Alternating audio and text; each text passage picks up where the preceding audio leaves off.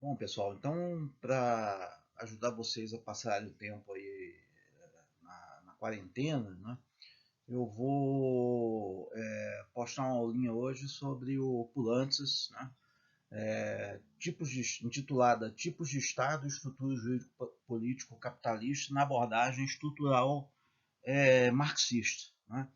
E, né, embora o objeto da aula de hoje seja o Pulantzas, né, sua teoria do Estado capitalista, basicamente, né, há uma série de autores, né, em seu entorno, vamos dizer assim, né, que convém mencionar. Né. O primeiro caso é o caso do Louis Althusser, que é um filósofo francês muito influenciado pelo estruturalismo, né, e pelo materialismo anti-empirista, né, inaugurado, por exemplo, por autores como Gaston Bachelard, né, um epistemólogo francês.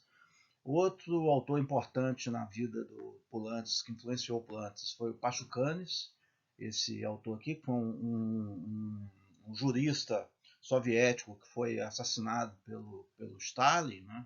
E elaborou um livro importante, escreveu um livro importante, A Teoria Geral do Direito e o Marxismo, que influenciou muito o Pulantzas, né? Embora o Pulantzas tenha várias divergências com o Pachucanes também. Né? Esse aqui é um economista francês chamado Charles Bettelin, que também influenciou muito a abordagem pulantziana, principalmente na definição da estrutura econômica capitalista. Né? Aqui é um autor que também né, foi muito influenciado aqui no Brasil pela obra do Pulantzas e que a gente se baseia em parte nele para fazer essa reconstituição da aula. Eu acho honesto, né, esclarecer isso. É o professor Décio Sais, que foi um professor da Unicamp, influenciado pelo autosserianismo e pelo próprio Pulantzas, né? E ele é um professor aposentado, mas que ainda trabalha dentro dessa problemática. Né? É importante esclarecer isso, embora aqui e acolá nós tenhamos divergências, né, com a leitura que ele faz assim do Pulantzas.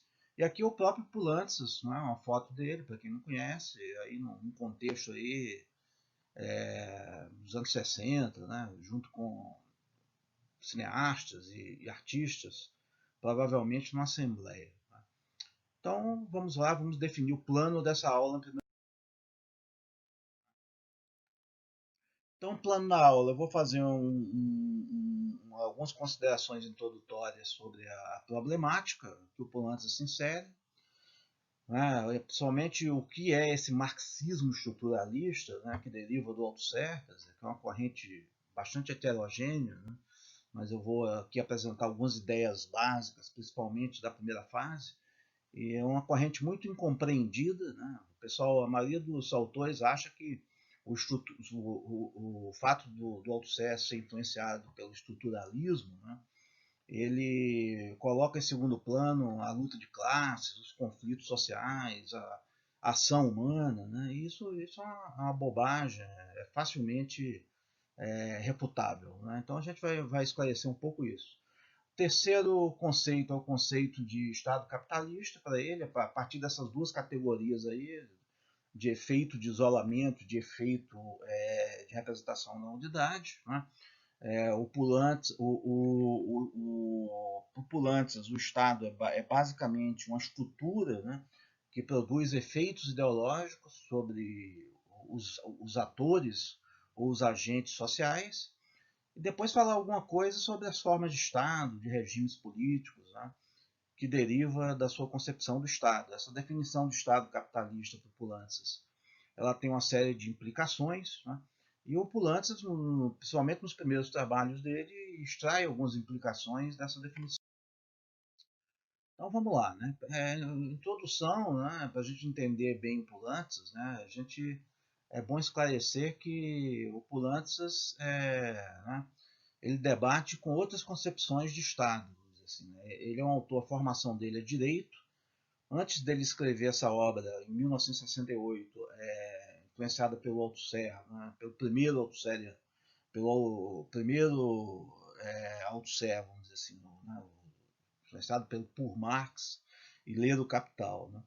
Ele tinha uma formação jurídica, tinha feito uma tese de doutorado em Direito, então ele conhece muito bem autores, por exemplo, como Weber, né, Kelsen, tinha escrito inclusive artigos anteriores sobre esses autores, né?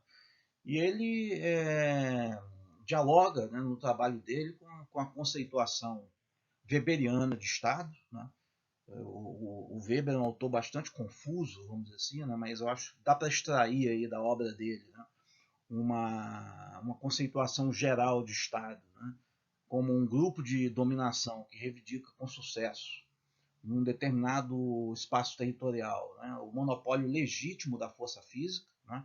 Então, ora ele se refere, algumas traduções traduzem, ele se refere ao Estado moderno, né?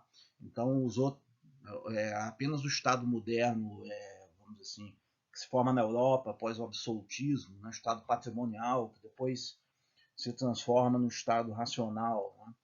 Teria essa definição, né? Ora ele aplica essa definição ao Estado em geral. Então, embora, vamos dizer assim, o Weber seja bastante confuso nessa questão do Estado, né? A sabedoria convencional reproduz essa definição geral, essa definição dele como uma definição genérica de Estado, não apenas para o Estado moderno, né? Mas compreendendo também informações estatais, feudais, né? Pré-patrimoniais, vamos dizer assim, como o Antigo Egito, né? Os impérios, o Império Chinês, né? Os impérios daqui da América das Américas, né? As formações estatais como os astecas, incas, o Antigo Egito. Então, são formações sociais onde existia Estado, sociedades onde existia Estado, né? E, vamos dizer assim, uma leitura favorável ao Weber, né? Na qual se aplica essa definição também, né? A outra definição é uma visão assim, que deriva da problemática jurídica, né? Que também vê o Estado como uma instituição central para a organização das sociedades. Então você tem vários autores, como o Kelsen, né, que define o direito, ele dá uma definição um pouco diferente do que o Weber, né? Inclusive ele critica a definição do Weber num livro que todo mundo deve ler, que é muito bom, que é a Teoria Pura do Direito do Estado, né? No meu modesto ponto de vista, é um dos grandes livros que já foi escrito sobre o Estado, sobre o direito, né? E ele define o Estado como o órgão que aplica a sanção, o direito coletivo da sociedade, vamos dizer assim, né? A instituição é relativamente centralizada, o somatório de instituições é relativamente centralizada, que isso se encarrega de aplicar um direito, né? E aplicar as normas gerais, coletivas, né? De organização daquela sociedade e aplicar sanções, né? Relativas à não obediência àqueles comandos normativos, né? Então, o Estado aplica a ordem social, vamos dizer assim, de uma determinada sociedade, aquele conjunto de instituições. Então, para o Kelsen, todo Estado é um Estado de direito, né? Tem, mesmo o nazismo, a ditadura militar, são Estados de direito porque ele aplica, né, um direito coletivo que regulamenta as relações sociais. E finalmente você tem essa linha marxista, né, que deriva do Engels, por exemplo, né, principalmente do Engels, que sistematizou as contribuições do Morgan, para as quais o Estado é uma instituição, né, ou melhor dizendo, né, é um somatório de instituições, né, específicas, hierarquizadas, um sistema de instituições hierarquizados, né, que tem uma função específica e invariante, que é a função de aplicar normas sociais, né, que concretizam a dominação de classe, a dominação de um grupo sobre outro, né? E você tem sociedades sem Estado, né? Esse conjunto diferenciado de instituições, ele se diferencia, ele é distinto, né, de outras instituições, como, por exemplo, os conselhos de tribos nas sociedades tribais, estudados pelo Morgan, né? ou os conselhos democráticos das sociedades de pequeno burgueses, né, é, é, estudadas pelo Tocqueville em Democracia da América, né, que se formaram no início da colonização americana, que eram sociedades sem Estado, né, os juízes e as autoridades públicas eram eleitos, né, e imediatamente responsivos à sociedade, não tinham estabilidade, vamos dizer assim, funcional, né, determinada por um superior hierárquico, mas eram responsivos à coletividade. Então, para o Engels, existiam sociedades sem Estado. A observação histórica e a análise etnográfica pode caracterizar sociedades sem Estado, e o Estado só existe quando passam a existir desigualdades sociais, assimetrias de poder no controle das instituições sociais. E o Estado é aquele sistema de instituições que sanciona essas assimetrias de poder. Né? Essa estratificação, melhor dizendo, né? Assimetria estratificada de poder. Né? O direito de propriedade individual, né? O direito de mando burocrático e outras relações sociais desse tipo. Então o Estado está associado à dominação de classes. Né? E é possível sociedades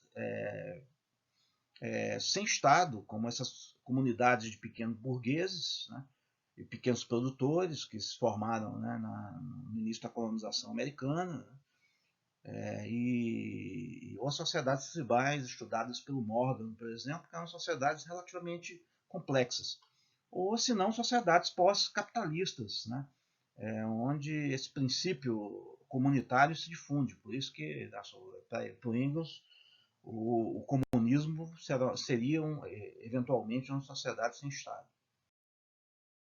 Então, vou encerrar por aqui essa parte da aula, depois a gente volta, né, para outras, para esclarecer melhor em que consiste esse tipo de Estado.